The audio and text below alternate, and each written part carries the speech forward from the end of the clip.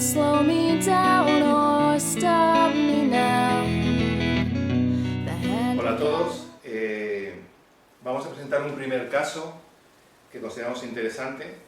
Mi nombre es Juan Francisco Ballesteros, trabajo terapias integrativas, terapias naturales, desde hace 28 años y dirijo un centro en Fuengirola, en Málaga, se llama Centro de Naturología Holística.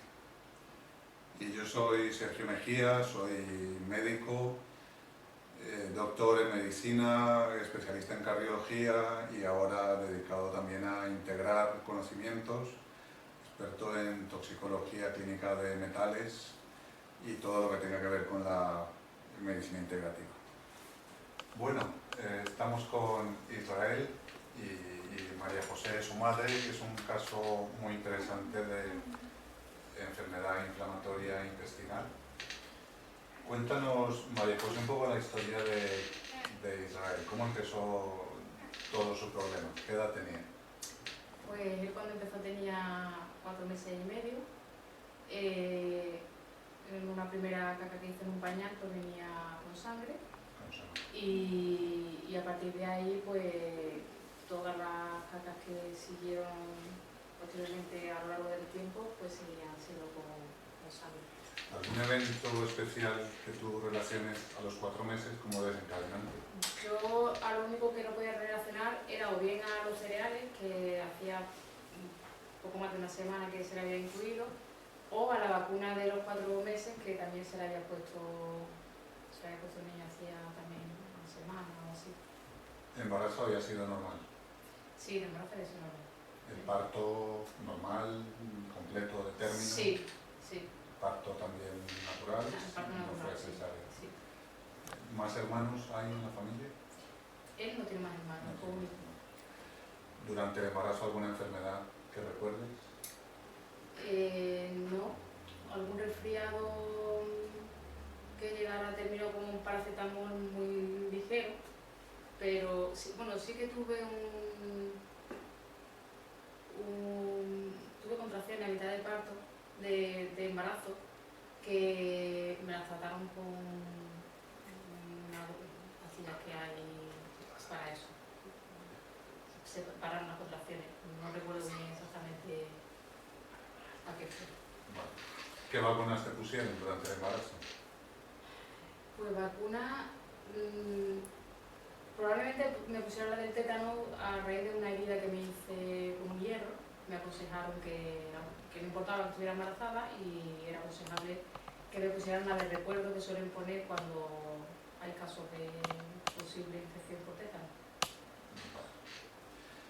Y entonces Israel empieza a sangrar a los 4 meses, vas al pediatra y ¿qué diagnóstico te dan?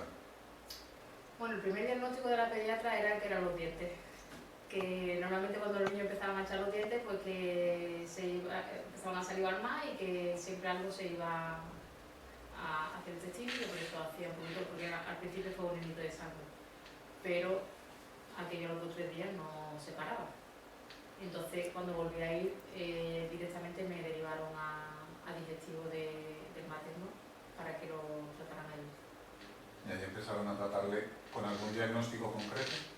En principio pensaban que sería una intolerancia a algún alimento que estuviera comiendo, o bien a la proteína de la leche, o la lactosa de la leche. Entonces ellos empezaron retirando ese tipo de alimentos, hasta llegar a una fórmula base que no tenía prácticamente nada. El pecho lo retiraron también, pero aún así el niño no mejoró. Cuando empezó a sangrar, tú estabas dándole pecho.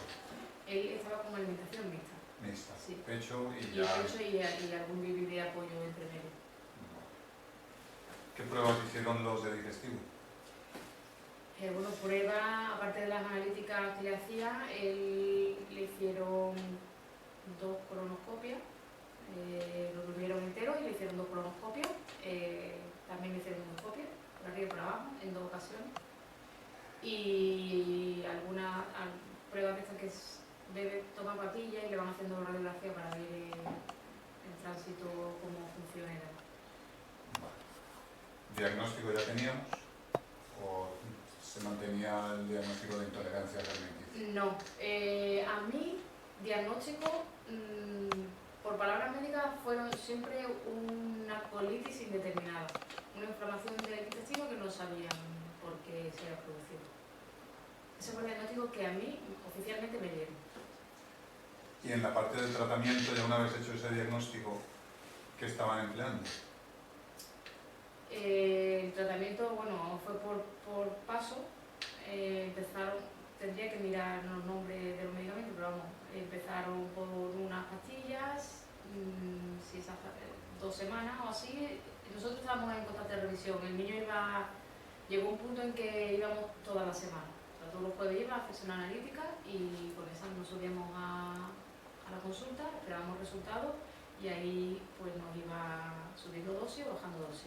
Entonces él estuvo en varios puntos con la medicina, pues ya te digo, empezó con unas pastillas, luego pasó a un jarabe, luego pasó a cortisona y ya por último pues los inmunosupresores. ¿El inmunosupresor cuál era? Inmurel. ¿Cuánto tiempo estuvo con Inmurel? Con Inmurel estuvo alrededor de 1 año. ¿En algún momento dejó de sangrar con ese tratamiento? Él estuvo 3-4 días que le subieron una dosis de cortisona que le estaban dando y ahí sí que parece que cortó, pero a los 3-4 días volvió otra vez y siguió como al principio. Vale. ¿En qué momento decides venir a la consulta de Juan Francisco, de naturología holística? Bueno, nosotros antes de venir a Ballesteros pedimos el historial médico y decidimos ir a Barcelona, que nos comentaron que estaba el mejor médico infantil de digestivo de prácticamente Europa. En San Juan de Dios, creo que es, de Barcelona, el hospital, el hombre tenía una consulta privada y yo fui allí a ver si me daba esperanza de algo, porque el diagnóstico, o sea, las previsiones eran que si el tratamiento no funcionaba, el niño tenía que extirparle el intestino y ponerle una bolsita. Entonces nosotros fuimos allí, era conocido del médico de aquí, entonces pues todas las pautas y todo el seguimiento que el niño tenía era el correcto y no tenía nada que objetar al respecto. Entonces fue cuando nosotros decidimos buscar alternativas, porque estábamos viendo que el niño estaba en el último paso y que no mejoraba. O sea, ya se había hablado de cirugía. Sí, a mí la cirugía me la propusieron, no que me la propusieran, pero me informaron de ella, de los pasos que esta enfermedad seguía y la última era la cirugía. Era un poco tirar la toalla del tratamiento y decir hay que sacar ese intestino, Sí. era el planteamiento en ese momento. Sí, desde el principio ellos me informaron de que esto tenía unos pasos, se siguen esos pasos y si en el último paso no funcionaba, pues entonces probablemente le extirparían el intestino. Vale. Entonces llegas aquí a la consulta de Ballesteros y ¿qué? Pues yo llegué aquí, le conté el caso, le traje los informes porque ya los tenía, él lo testó, empezó a mandarme pues cosas naturales, todo siempre ha sido natural, yo siempre lo he comprado todo en una herboristería y a poco menos de una semana de empezar con el tratamiento el niño deja de sangrar. A la semana de empezar con Sí. el tratamiento.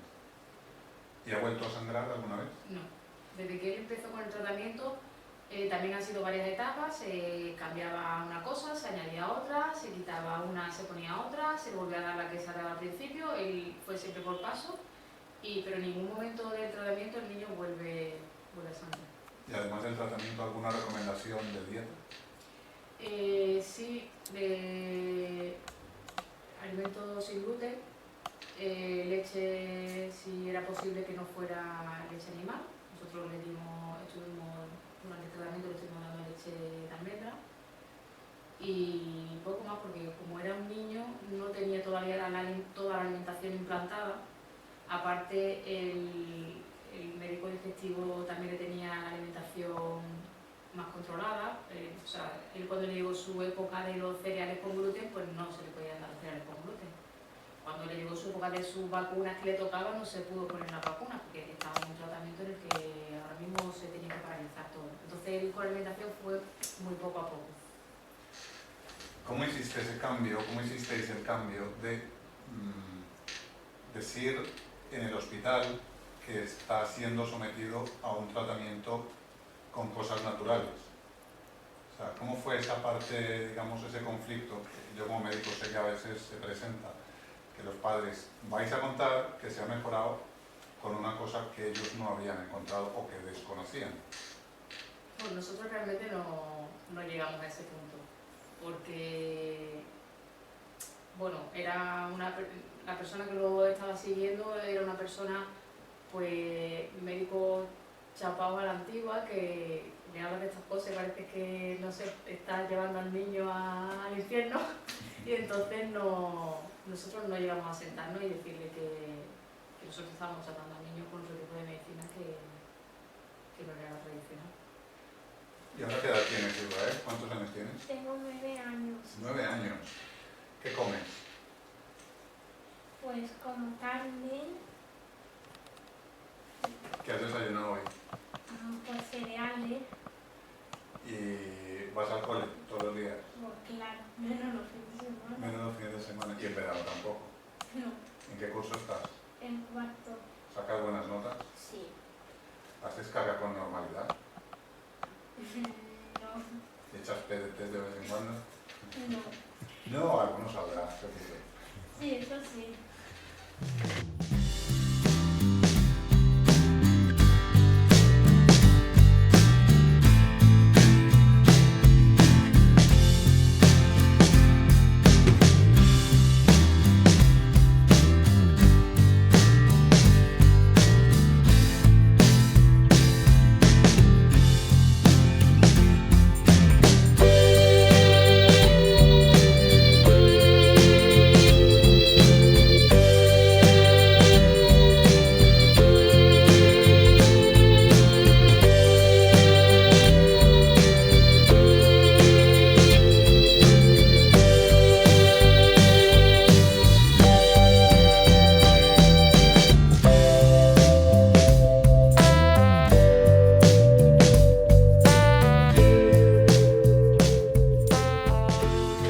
Bueno, Juan Francisco, tenemos un niño que a los entre 4 y 6 meses de edad empieza a sangrar, le hacen un diagnóstico de enfermedad inflamatoria intestinal, al principio inespecífico, luego diagnosticado incluso de enfermedad de Crohn, le hacen endoscopia superior, inferior, biopsias e incluso se llega a plantear, ante la falta de respuesta al tratamiento, la cirugía.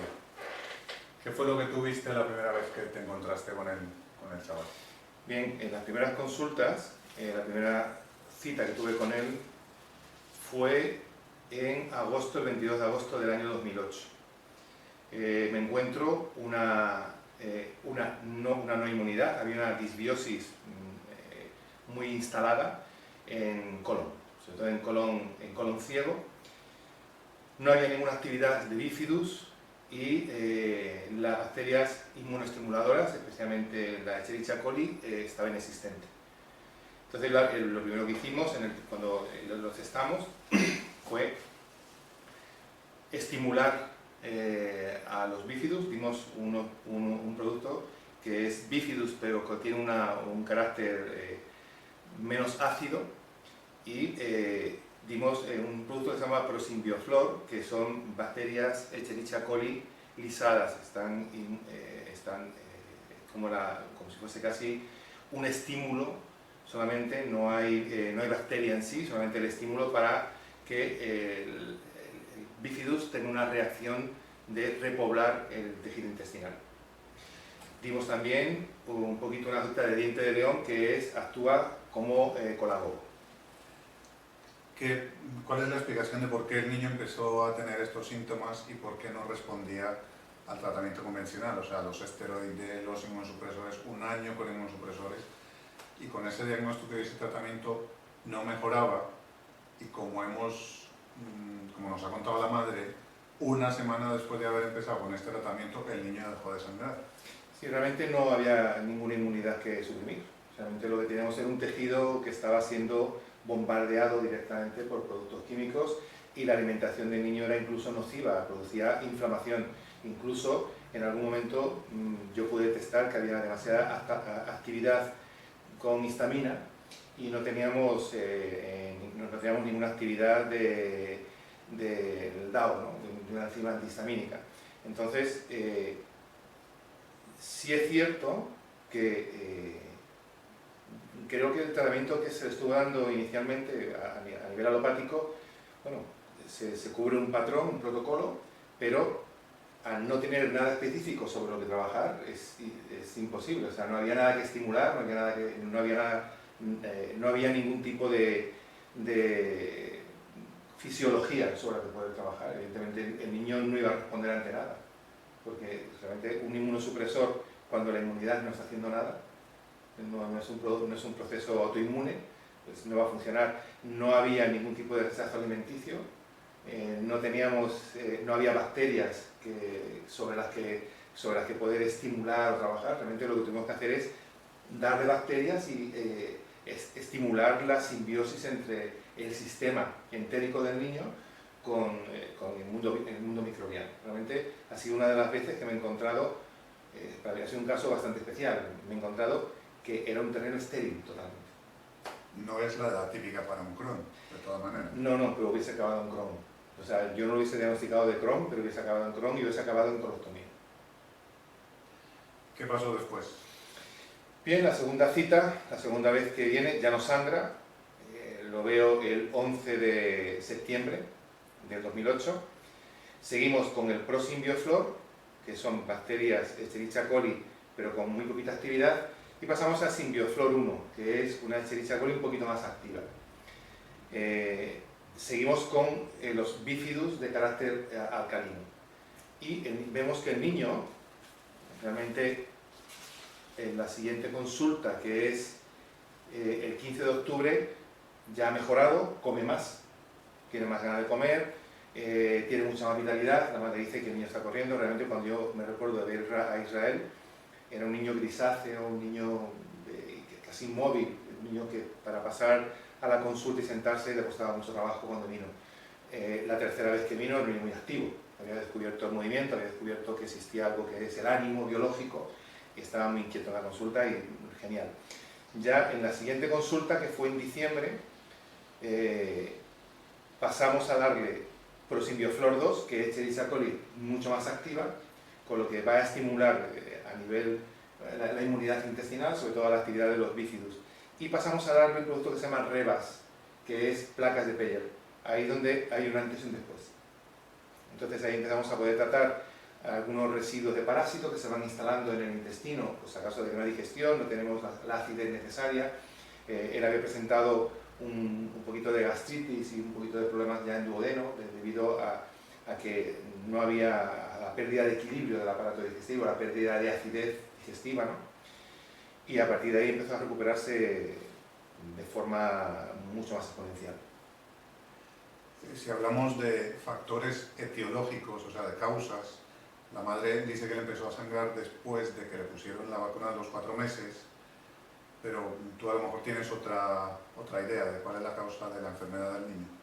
El problema que fue totalmente trascendental, eso ocurre en el 19 de mayo del año 2009, que el niño estaba perfectamente bien, y con esa biología, con las pruebas que le pudimos hacer en la consulta, comprobamos que el terreno intestinal había sido dañado por el Clostridium tetani de la vacuna que le pusieron a la madre en el 5º o 6º mes de embarazo. Yo me recuerdo que un grupo de cirujanos del hospital de Huelva, solamente hacen colostomía, habían aislado como factor común de todos los colon que estaban extrayendo al Clostridium tetani como algo que era común en todos los casos, ¿no? Y se habían dado cuenta que era especialmente efectivo el darle a estos pacientes eucalipto. Entonces yo me recuerdo que en el 19 de mayo, estaba muy bien, quedaban algunos síntomas pequeños y le dimos unas gotas de eucalipto para tomar en casa. A partir de ahí el niño cambió todos los procesos y se recuperó totalmente. Es más, empezó a asimilar mucho mejor por el intestino, le pude dar aminoácidos para fortalecer la mucosa intestinal, como era la glutamina, la arginina, y él empezó como a crecer, empezó desaparecer totalmente. Una de las cosas que me asombran a mí de tu trabajo es la capacidad de diagnóstico que hay con la kinesiología. ¿Cómo es el protocolo que usas con un niño para testar? Y concretamente en este, ¿qué protocolo? Si puedes resumirlo rápidamente, porque sé que es una cosa muy extensa, pero para los colegas que nos puedan estar viendo. Bien, trabajamos una kinesiología clínica, no es la kinesiología habitual. Realmente trabajamos en casos de este tipo, ¿no? Entonces, hay un protocolo que está diseñado, sabemos que la kinesiología es una técnica, es un método de diagnóstico bioenergético en el que a través de unas provocaciones directas sobre el organismo del paciente vamos a tener unas respuestas concretas, objetivas, vía neuromuscular, ¿no? Sobre todo vamos a trabajar con las fibras a nivel muscular, con la fibra tónica y los anuloespirales dentro del uso muscular. Entonces, a través de la propiocepción del paciente vamos a tener una respuesta de qué le ocurre al paciente. Creo que lo importante no es lo que es en sí la técnica de testaje, sino los protocolos que se pueden acoplar, ¿no? Trabajamos con provocaciones a través de la fotopercepción del paciente y la mecanopercepción del paciente. Y ahí realmente cualquier tipo de lesión que pueda estar afectando al metabolismo del paciente, a la inmunidad, a todos los sistemas. A nivel fotoperceptivo es más luz, hígado, musculatura, etc. Y a nivel mecanoperceptivo es más inmunidad, sistema endocrino, sistema inmunitario. Entonces, una vez que organizamos esos dos parámetros, realmente se puede decir que hemos cubierto casi todos los patrones posibles, o casi todos, hemos tratado casi todas las causas posibles que son por las que el paciente llega con sus síntomas. En el caso de Israel, se dejó testar, un niño de 1 año se dejó testar, yo creo que era porque realmente no tenía mucha energía. Cuando no se dejan testar, podemos utilizar a nivel muscular, por tracción, podemos utilizar el pulso mismo del niño. Hay muchas formas de conseguir el testaje, ¿no? Pero considero que lo más importante son los protocolos con los que podemos ahondar en las causas de los problemas.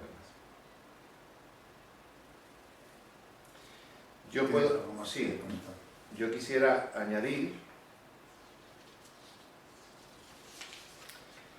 que en este caso, hacer un problema de una agresión microbiana y una pérdida de inmunidad masiva y una pérdida incluso de sistema a nivel sistémico, masivo, el niño ha podido volver a comer prácticamente de todo.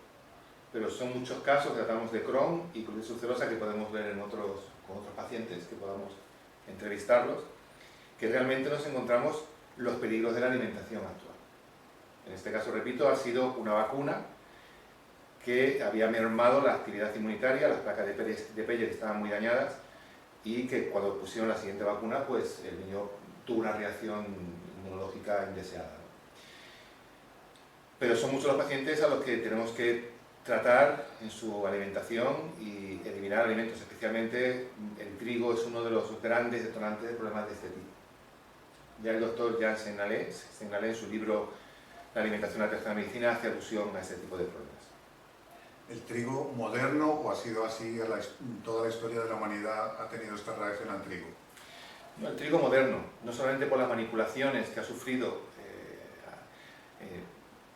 para convertirlo en un cereal mucho más adaptable a cualquier terreno, sino lo que el propio grano ha hecho para adaptarse a las tierras que le estamos ofreciendo, para su crecimiento, ¿no?